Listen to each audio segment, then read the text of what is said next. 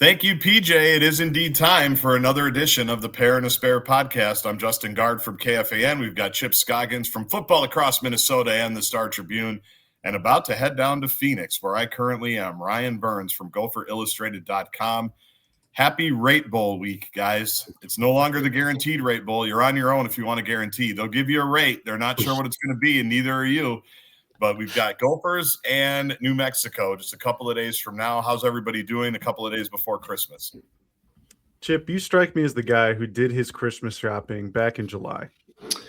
I don't do a lot of the shopping. My wife does because she can do it by her phone. I still like to go to stores and look around. We went. I did have to get it done early because I did the Vikings Giants game in New York over the weekend, so I knew I was going to be gone for part of that. So I think it's all done. Yeah. Okay. We had to get it done, Burnsie, because we had to come to Phoenix. I can't talk too loudly because I've got multiple children and other people's children all over this house that we're staying at. We had to pack 2 suitcases of presents. So we have 4 you brought them all down because Santa had to show up, I'm sure. Yeah, we didn't bring all of them, but we brought a substantial number. And so there's 2 suitcases. I don't even know where they are in this house, that they are packed away and tucked away for family Christmas tomorrow. We'll do that on Christmas Eve. And then, Santa comes on Christmas morning. And we got to open the presents and check out of this place somewhere in North Scottsdale. So that's how I roll. I think you should regale our listeners here with how gigantic your house is there in Scottsdale for Christmas there, and how tough it is you go from the west side of the cities to Scottsdale, Arizona. Well, the house isn't that big. It's nice. I'm not going to lie. It's in one of these, retirement communities, it looks like, where every other house is an Airbnb or VRBO, Verbo, whatever you prefer.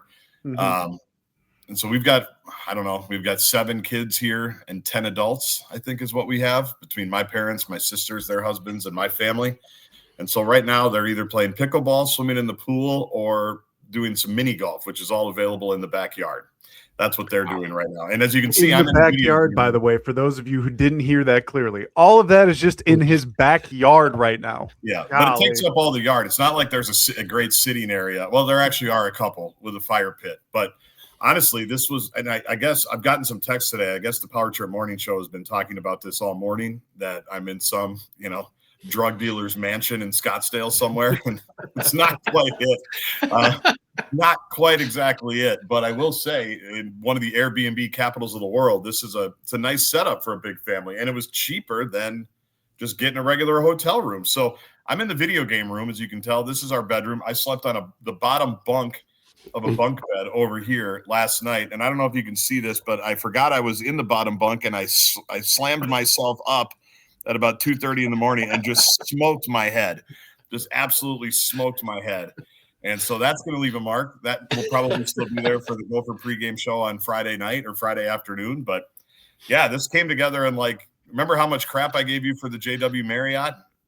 And look at where you are now. Look at where I am now. None of this was in the plans until about 10 days ago. And I called my mom and said, what if we did this? She said, I'm in. Call your sisters. Let's get it done. So we're doing a Gaardsy family Christmas here, which has been fun. Only 10 fights in the last 24 hours that I've had to officiate. So, but I'm ready. I'm ready for media day tomorrow. I'll be there, Burnsie, hopefully with no more scrapes on my face, scrapes on my head. Did you draw blood in the middle of the night? No, it doesn't. It looks like I saved it, but then I was worried. I'm like, God, how hard did I hit it? Do I have a concussion? I smoked it pretty good. I was impressed with my core strength to just fire up that quickly. Well, the high-level Big Ten athlete you are, I'm just trying to figure out who hit their head harder. You on a bunk bed or me on a surfboard the night before my wedding? Surfboard, I think it's pretty close. Surfboard. It's close. Yeah. I didn't need any touch-ups, with a broken nose like you had. Yeah. But I will say, for anybody that's coming down, that's making the trip, you're going to be glad you did, because the weather is spectacular. Remember a couple of years ago, Burnsie, it was kind of chilly. It was a little cold. December is always kind of a crapshoot. It is phenomenal. I mean, we're talking. Have you looked at the weather here going forward, especially in and around Christmas time? I have not. It's going to start raining here, and it's going to drop down into the low 70s, upper 60s. So I get to come into town, and it's going to be 70s and low 70s, and I think there's going to be some rain on Christmas. So just like everybody pictures in the hills that is Phoenix, Arizona. Yeah, it's nice right now. We're going to enjoy today. I know that. All right, where do we want to start? Let's start Gophers and then go national. Let's do that today because there's some Michigan stuff to get to. There's college football playoff stuff to get to. There's coaching search stuff to get to. A lot of stuff to get to. But Burnsie, why don't you give us like the 3-minute elevator speech on New Mexico? Because I read your stuff today from Albuquerque Journal Guy. I know you did the full deep dive. For people that really want to dive into it, as I always say, go to the Gopher Gridiron podcast because Luke and Burnsie do a great job with it. And I'm going to try to listen to that today in between pickleball sets and, train museums. Not all heroes wear capes. Exactly. But what I like about this game, because the biggest thing in bowls now is, and this has been the case for a while, who actually cares that they're there? Who's excited that they're there? And I like the fact that the Gophers always care they're there. That's one of the things I appreciate about PJ is that even if they have a few opt-outs, and I know we have some, I like the fact that there's my wife back from a run. Hey, you want to say hi? You're on now. Yeah, well, you shouldn't have You're come on in. the podcast. If you didn't want to say hi, you shouldn't have come in. It's like it was a pretty good jog. You should see the look you're getting behind the scenes there. I've seen that one a time or two. Good luck the rest of the day. Speaking of fights, I think I'm doing it. She just came in for a water. We got a sink outside. Not my fault. You just guaranteed you're going to be in one later. I'll be in the bottom bunk again tonight. I appreciate that the Gophers always want to be in the bowls, right? Mm-hmm. And New Mexico is clearly thrilled to be here, which I think is great. And they don't have really any opt-outs. I know they have some injuries, Burnsie. And so it's a team that's trying to build off one of their best seasons ever, winning 9 games, and they've never won 10. And so I like the fact that it sets up to be a game that 2 teams that are actually happy to be here. Yeah, I mean, you look at Minnesota, they've won 8 straight bowl games. They're 6-0 under Fleck. This is a team that has historically taken these games very seriously. You know it, I know it, anybody knows it. This team is taking this bowl very seriously because on the flip side of things, you're going to be facing a New Mexico team who went 9-3. I'm told that Richard Pitino does not coach the New Mexico Lobos football team. It is a La Crosse, Wisconsin native by the name of Jason Eck. Why is that important? Because he went to UW-Madison. You don't think the guy who played football at UW-Madison doesn't already hate the Golden Gophers in his blood? And then professionally, just take out the personal aspect of it, he is on the short list to be the successor to Luke Fickell if it goes pear-shaped again next year. If not, I mean, he might even be in the Michigan discussion here later on. I've seen more national pundits throw out his name. He's only been a head coach for 4-something years. He's got a very strong background here in the Midwest, from Minnesota State Mankato to UW-Madison. So whether it's in a personal capacity that he is a Madison grad, so he doesn't like Minnesota, or he knows that padding his resume with a Golden Gopher victory looks pretty good to Chris McIntosh over there at UW-Madison next year, they're going to be taking this game very seriously. From what I understand, they don't have many opt-outs at all. They got the reigning Mountain West Defensive Player of the Year, Jackson Eck, who his son came over with him from Idaho. They've got one of the best pass rushers in the entire Mountain West, number 1 for them. So on the Minnesota side of things, I think you've seen now as more and more photos are coming out from Phoenix that guys like Koi Perich and Anthony Smith and Darius Taylor all down the line, they made the trip. They're planning on playing. So you're going to see, I don't know what the football is exactly going to look like in this game, but I can assure you both teams are going to be giving it their best efforts, which welcome to that is the bar to clear now in bowl games in 2025. Yeah, that's I always said that about bowl games. Gaardsy's right. In my experience covering them, it's which guys are most excited to be there and play, not which guys are excited to be there and have fun and the vacation and all that. And I got to imagine,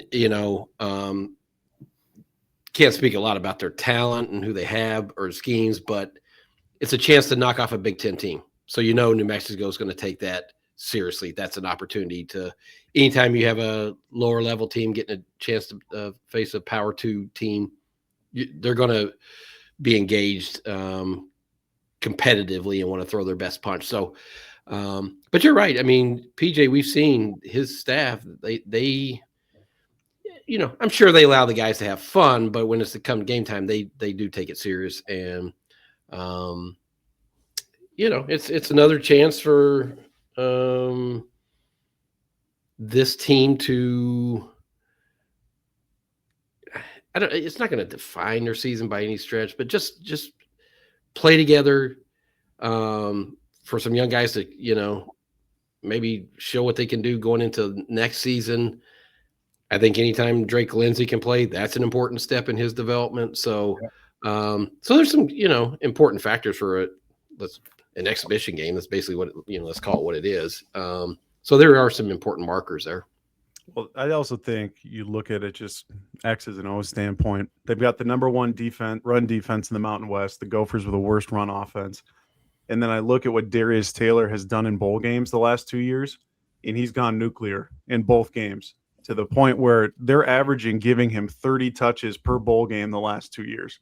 They're well aware that he doesn't have to play football for another 9 months. Yeah, and he's gotten 3-4 weeks to rest his body, and he doesn't have a ton of touches on it. So I'm going to be very, very interested as I'm sitting there in the baseball press box to see how many touches does Darius Taylor get? How much receiver does Darius Taylor play? Because so many receivers aren't going to be playing in this game. I also am very curious to see if Chip's guy, Koi Perich, sets a new season high on offense because they've had multiple weeks to prepare him. I'm pretty convinced at this point Lemeke Brockington is not going to be playing in this game. Same thing with Malachi Coleman, Kenrick Lanier. That's 3 guys at least from your rotation this year that won't be in there. So how can they move the football? But the overarching point, and I want to get your guys' thoughts on this, is too, we've seen between whether it's Big Ten and Group of 5 or just Group of 5 and Power 4 here in bowl season where Washington took on what I thought was a pretty good Mountain West team in Boise State, and they just obliterated them.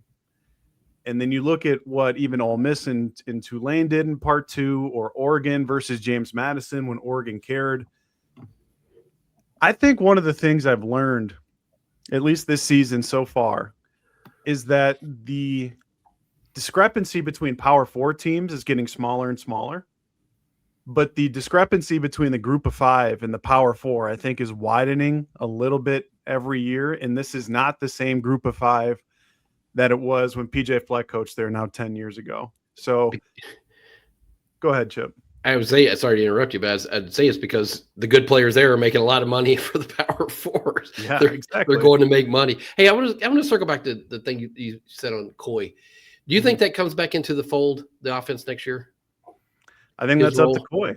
I think, again, you go back to that Cal game. Part of why they fell apart is Koi Perich had the worst game of his career. I mean, he has the muffed one where that changed the entire course of the game in that third, fourth quarter there. And I think it got to be too much in the non-conference, which is why Fleck eventually took it back off his plate. Now he added just a titch towards the end of the season, but that's going to be up to Koi Perich. And I know that there's been some chat here behind the scenes as Minnesota's going through contract negotiations with all these guys for 2026 is I'm sure Koi does want to play all 3 facets again.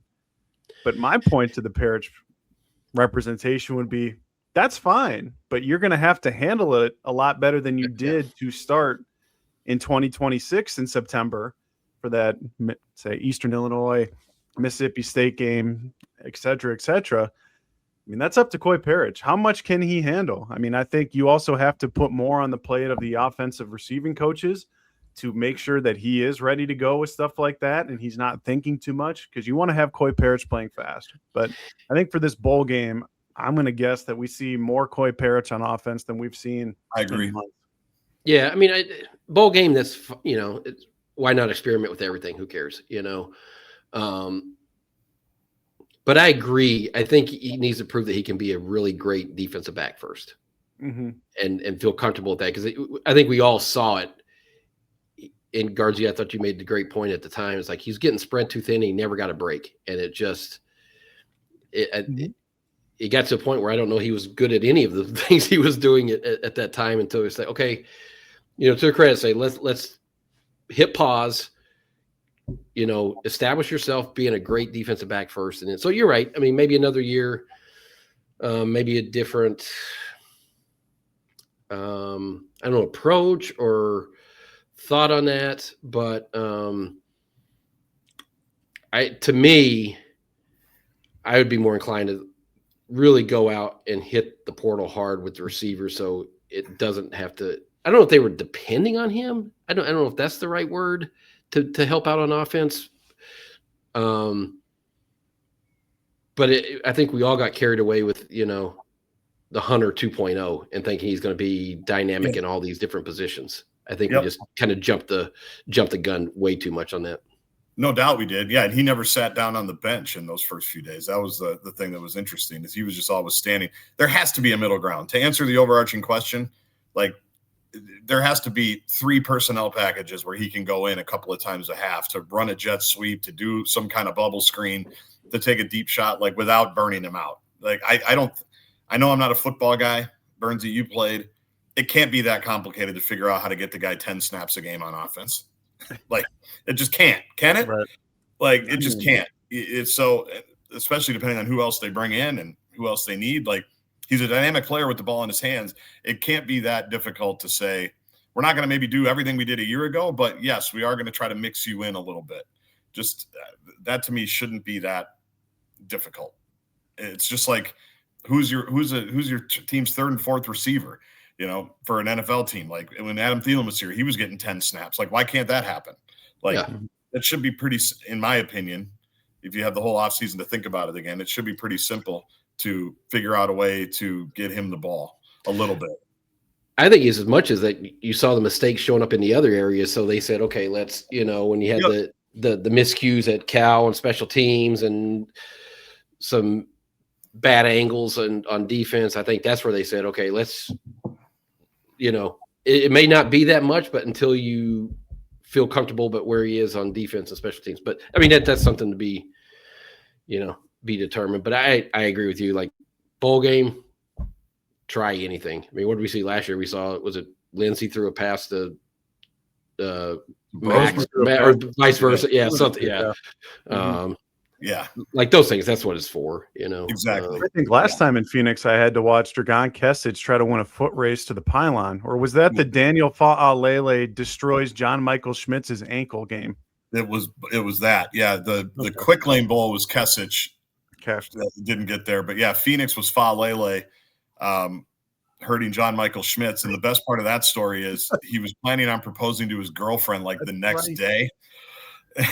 And his ankle shredded. So he's got this whole thing planned. Like, they were going, I think it was at the team hotel or something, beautiful place to walk and blah, blah, blah. And he's having surgery or, preparing for surgery, something like, I don't remember the exact story, but it wasn't just that he, hurt his ankle. It was that he had plans after the bowl game that were altered by Daniel Fa'alele landing on him on the Fa'alele tush push.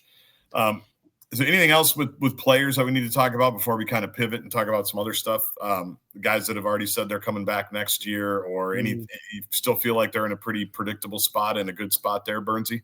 Yeah, I think there's a couple of guys they're waiting on, but I think by the time people listen to this today, we've already started to see Dinkytown Athletes, as we're recording this, has come back and said, we've signed Greg Johnson, who's been an Iron Man for them, and I think is going to be an NFL draft pick in 2027, or even just here recently, they just announced John Nestor is going to be back too. So I think you're going to see plenty of guys, and we'll spend next week's episode kind of going through who's back, who's not, because by then we're going to know who's got intentions to hit the portal. But I think they're in a pretty good spot player retention wise. And I think, especially by the time people listen to this, some of the favorite players for fans, they're going to be coming back. Burnsie, just for clarity, when you say sign, just for clarity for listeners, you're saying sign Dinkytown or sign both with the university.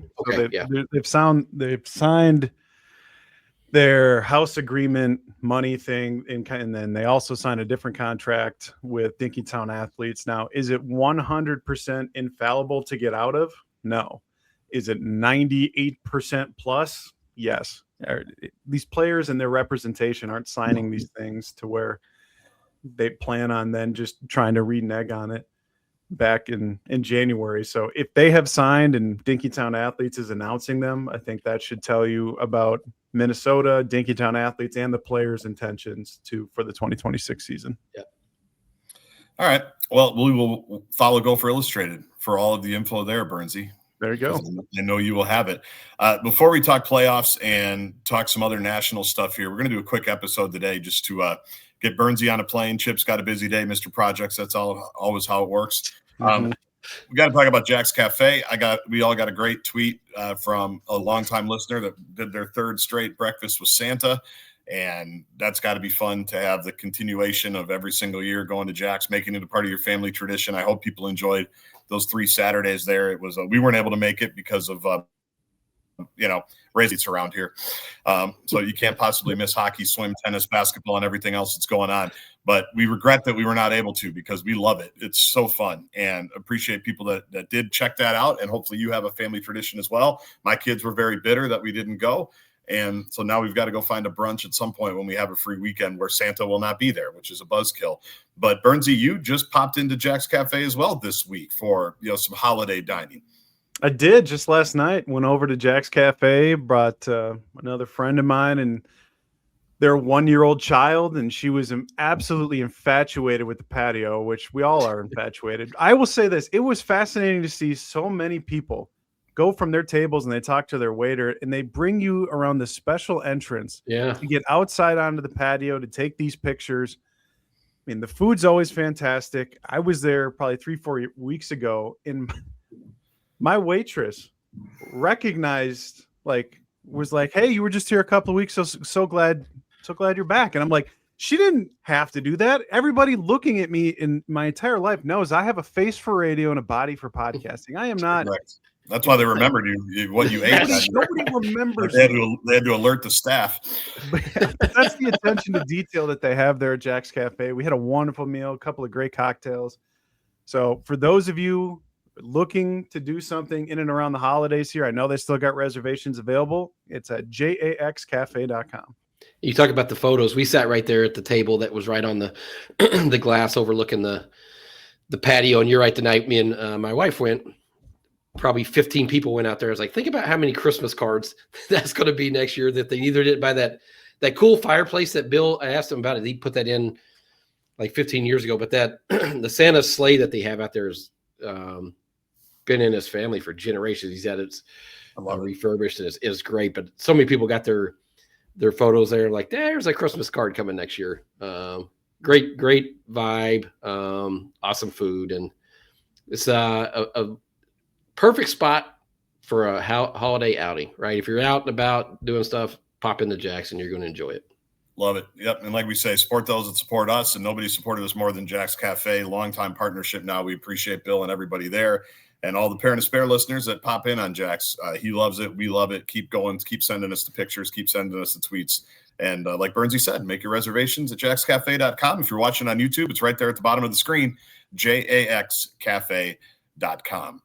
Biff Poggi made his push for Michigan coach earlier this week. Basically said, yeah, everything you're reading about this place, oh, yeah, it's a mess. And even though I've been here for like all of it, I know how to fix it all. And I know what the hell I'm doing. And I do like the Biff Poggi story, and that he's just this rich dude that wanted to coach football. Like, what a dream. Like, that's what I would do. If I won the Mega Millions or the Powerball, I would just say, hey, Burnsie and Chip, you got Parent of Spare. I'm going to go see if Nico needs any help. I'm going to go coach. I'm going to go be an assistant coach for a couple of years and, let this 5'9" frustrated point guard give you some help. But he was pretty interesting, I thought, talking about how messed up they are. And I don't think he's got a chance to get the job, but it was an interesting, sermon nonetheless. It will be interesting to see if they keep him on in some capacity, because I think I liked what he said in the manner in which he said it. He said, let's be honest here. This is, I think he called it, hey, there's your wife again. Oh, is there kids there now, though? Yeah, kids in the background. I'm not sure why it's so confusing. Where he said, let's call it what it is, organizational dysfunction. And, he said, you can't run from it. And you because people are asking about it. I assume he talked about recruits and parents saying, hey, what's going on there? So I don't know. I thought Jed Fish, if it was going to be Jed Fish, it probably would be by now. So I don't know what they're going to do. The longer this goes, and this could change, before this thing even posts, I wouldn't be surprised if they gave it to Biff for 1 year just to calm the seas, try to get some structure there, and then go back into the coaching search next year. Well, there's two other names I want to broach with you guys that we didn't talk about last time. One is now retiring Utah coach Kyle Whittingham, who has made it very, very clear that he wants to continue to coach and that he may be getting pushed out at the end of his Utah tenure here. Yep. Where if you're going to go with a 1 or 2 year approach or whatever it may be, would you prefer Kyle Whittingham or Biff Poggi? Kyle Whittingham. That guy's a good coach, without a doubt, 100%. That guy is a really good coach. I did hear over the weekend, though, that, he's made it abundantly clear he would love that job, and I think it's come back abundantly clear the other way that he's not getting it. So I would be surprised if they did that, but because you're right, that name makes a lot of sense because that dude's a stud, and he's 66 years old. I mean, he could go another 5, 6, 7 years. He looks like he could, bench press the big house. Right? Like he keeps himself in really good shape. Like he doesn't want to slow down. I'm surprised that Utah wants to get to their coach in waiting so quickly. But maybe he just hasn't adjusted to the new era like they wanted. I don't know. What was the other name, Burnsie? Well, the one that our Michigan site has been saying that has been in a lot of contact during the last 48 hours is your guy, Gaardsy, Jeff Brom. I knew that's where you were going. Yep, I've read a lot about that. He took himself out of the Penn State running, or said he wasn't doing it, but that dude's always looking, man. Like people think PJ was always looking. Like Jeff Brom is always looking, and he's at his alma mater, right? Louisville. Like, isn't that where he went? Yeah. Man, you're gonna do your alma mater like that? Like it's Michigan, man. Yeah, no, I get it, but we'll see. He's obviously a good coach. He did good things at Purdue, which is a hard place to win. We've seen it since he's left, right? They're on their third coach now, or second since he's left. And obviously Louisville has been pretty solid since he got back there. He's a good coach. They should be looking at a guy like Brom. The thing on Whittingham that I was thinking about this the other day is it sort of reminds me when Tennessee went out basketball and got Rick Barnes. We had all this mess. I can say we. We had coaching turnover and just it was a chaotic time for Tennessee basketball. They went and hired Rick Barnes. I'm like, you know what? This is a veteran coach who's just going to calm the waters. You're going to get a good coach. I thought towards the end of his career turned out to be the best thing that's ever happened to Tennessee basketball. And he stayed. Now he's got like a lifetime contract. And it's like, well, he's not too old to coach this. I mean, he's been the best thing that's happened to him. So if they're looking at Whittingham's age and thinking, do we really want to? I mean, I wouldn't hold that up. If the guy's a good coach and you feel like he would be a good fit to bring some order and structure and discipline and all those things that department needs right now, I think that would be a priority for me, is finding somebody who's going to straighten things out. Well, the other thing with this Michigan search that I've seen reported here by, I think, local guys in Michigan and also national reporters is they're saying that they want to hire by Christmas. Yeah, Poggi said that even by the bowl game, he wants to have it. Ward Manuel wants to have it locked in. Well, Santa's coming to town here in 36 hours. Or if we're going by the bowl game, you got a few extra days after that. But it's New Year's Eve, yep. I'm very, very curious because this feels like one of those where are they still trying to wait out Kalen DeBoer? Was that whole entire thing sailed? Did it ever even get off the dock to begin with? I don't know. But I almost feel like when this thing does drop, is it going to be a name where it's like, does this actually make sense? Are they actually going the interim? Are they actually going to go with Jeff Brom? Is it going to be an out of left field with DeBoer? Because Dillingham has now signed his deal. Yep. I am fascinated by this hire because I'm very curious to see what the domino effects are going to be elsewhere. Because if someone like DeBoer, say he does take the job, I mean, now Bama becomes open. And we've seen how that just continues to go down the line, because the portal, she doesn't wait for anybody, and she's opening her doors on January 2nd. And then you're going to see places like Minnesota even start to host official visitors then. So this thing needs to get wrapped up sooner than later. The question is going to be, is it by Christmas? Is it by New Year's? And who is it going to be? I'm fascinated by it. What'd you make of Dillingham saying, nah, I'll stay at Arizona State? Now, obviously, they're making a big financial investment in him and the program, so that changes things. But, again, to See, I turn think you're down. asking the wrong question with what do I think of that? What did you think of Dillingham saying we have 700,000 alumni, nobody Give can us cut us money. a $20 million check? Yeah. That's- Yeah. Hey, what I thought of it, this is how it is. Like Yeah. he's not lying. I appreciate the guy's honesty. Like, Yeah. we need money. Yeah, I know. I liked it. I like that he's staying there. You know me. I like coaches that stay at their spot, like especially for a program like Arizona State. You finally get hope for the first time since Jake Plummer, and then this guy's going to go coach Michigan. Like I love that. But I'll be honest, as he's going through that, part of me was like, this is actually sad. Like, this is sad. This is what it's come to. Yeah, that you've got this guy who's obviously a good coach, and he's just going, hey, can someone stroke a $20 million? Because he's right. Because you could transpose everything he said and say Minneapolis in it. Yep. Right. And I think their AD or somebody just said, he goes, look, we all want the $20 million guy, but we've also got 700,000 alums. Yeah. If they all just chipped in a little bit, that goes a long way. Cause that has been the Gopher approach, right? Burnsie, like Derek's even said that, like with the season ticket holders for Dickeytown athletes, if all of them just jump in on a basic membership, that really helps you out.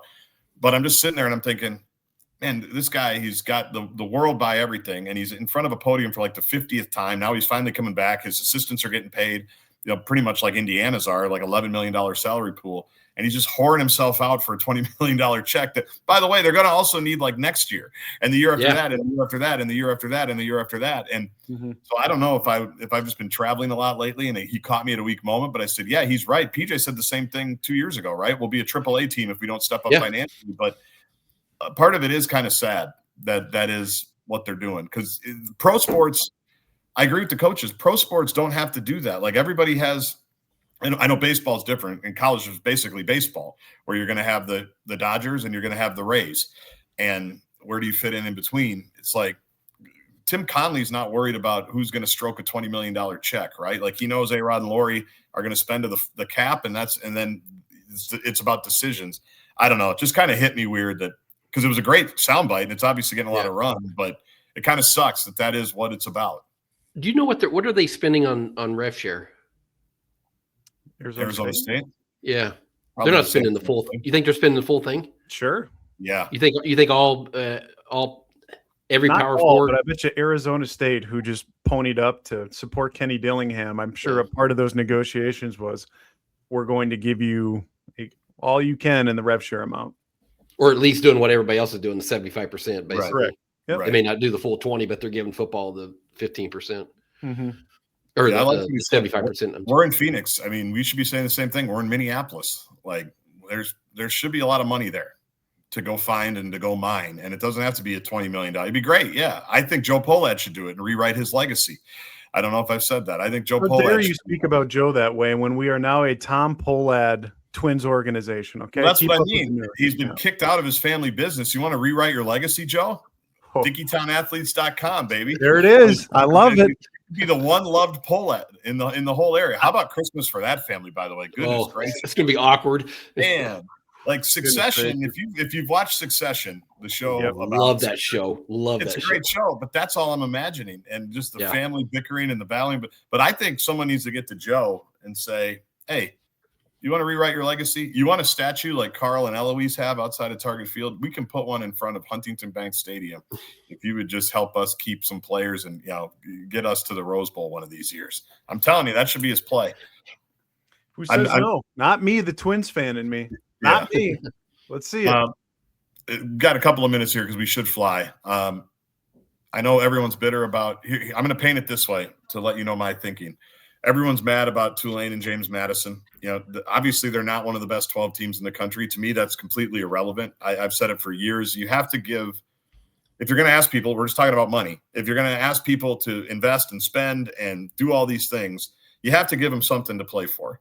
You have to give them at least the illusion of something to play for. And I don't know if it's a thing where we do a group of 5 national championship one day, as I know everybody's mad about the teams that were left out because of the teams that were in. And obviously James Madison and Tulane weren't super competitive in their games.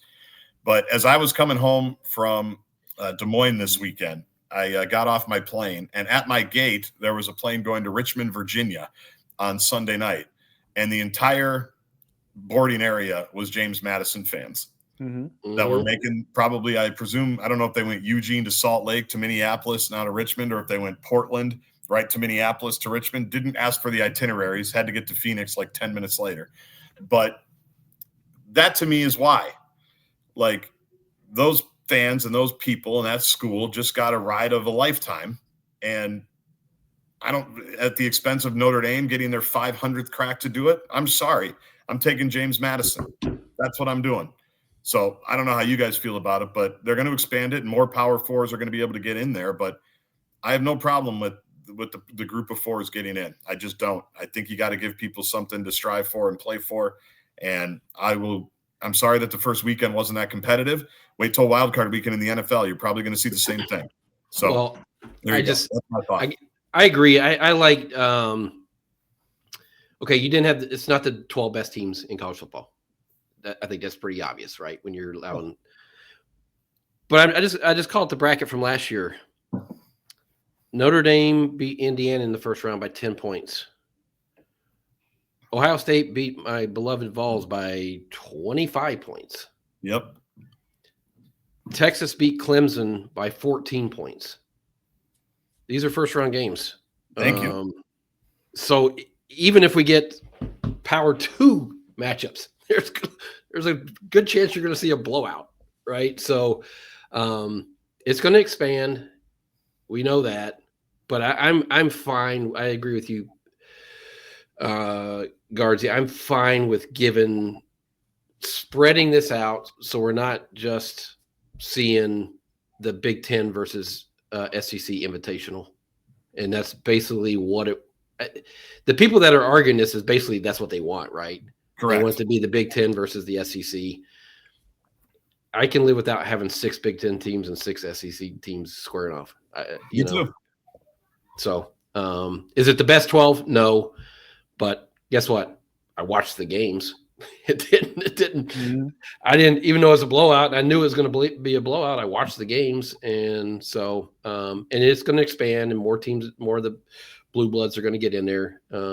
So, what do you think, Burnsie? Before we head out, yeah, I have no issue with it, especially as we continue to see the Notre Dame situation continue to get more and more interesting since we last even recorded, where USC Notre Dame is not going to be on the schedule because USC wanted to play it early in the season. Notre Dame wanted to play it late in the season, and now they scheduled BYU, which was the team they were supposed to play in one of the most prestigious bowl games now, the Pop-Tarts Bowl. Pop-Tarts. Nothing against Pop-Tarts. You know? Yep. But seemingly, I think there's going to be continuing, as you saw right there with USC and Notre Dame. I think you're going to see more and more Power 2 teams look at Notre Dame and say, why would we play you with the way that you continue to act? Just join one of our conferences.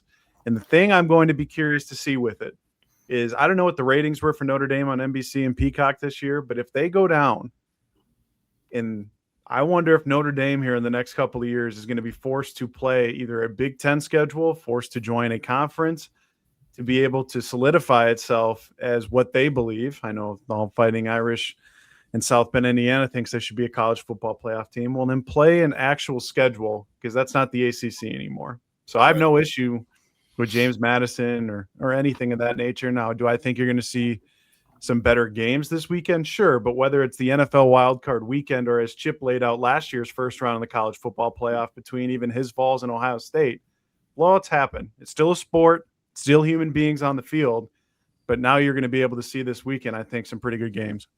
I hope so. And we will talk about all of them next week on The Pair and a Spare.